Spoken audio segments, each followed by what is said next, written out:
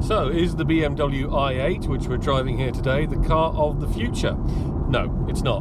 But it is a really interesting look at the car of the present, because here we have a rival for the Porsche 911. We've got a mid-engined 2+2 seat coupe with the coolest doors in the world, low slung shape, a fully carbon fiber body and chassis, and yet it's a hybrid. In fact, it's because it's a hybrid that it has a carbon fiber chassis, not for the ultimate in stiffness or race car-like construction, but because it's very, very light, as well as being very, very strong. And so you get greater efficiency out of the hybrid system. Now, this car, despite its looks, does not have a honking great turbo V6 or a big naturally aspirated V8. No, it's got the little engine from a Mini Cooper S.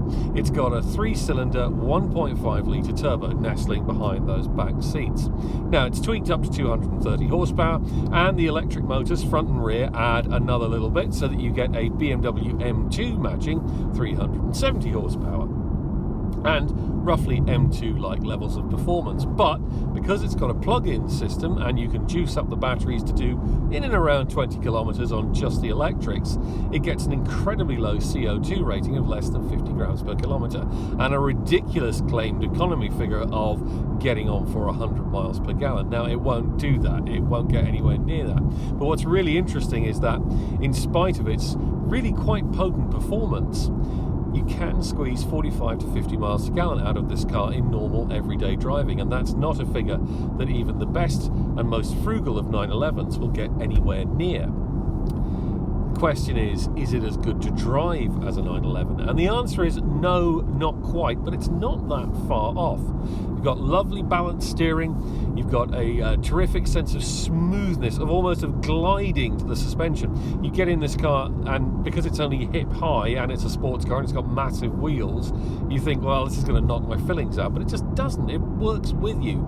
It very rarely clatters or rattles or jars over bumps, which is really quite impressive. And when you switch it on, it's got serious power. Let's put it into sport mode, as I've just done, and listen to the fake engine noise as we go. That really is a lot of fun, and you really do shift along. It's got proper performance.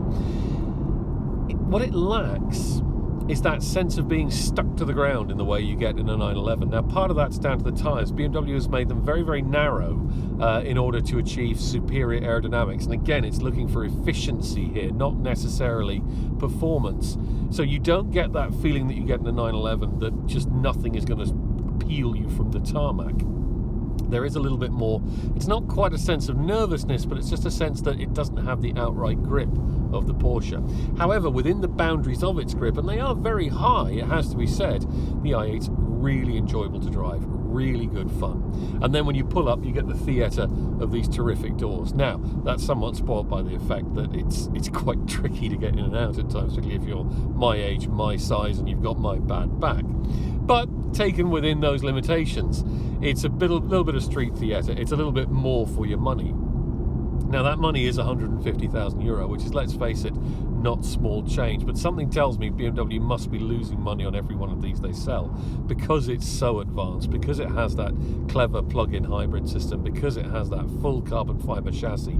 I mean, to get another car with a carbon chassis, a hybrid drive, a sports car, you've got to trade up to a McLaren, and that's many multiples more expensive than this i8. So that's kind of what makes it so special. It is very unusual, very dramatic, very clever, very cool, very green, and yet it's about the same price as a standard M5. It's only a little bit more expensive than a standard M3 for that matter. So you're getting, as I say, not the future, but a really interesting, very cool and very clever look at the present of car making. And for that, we really love this.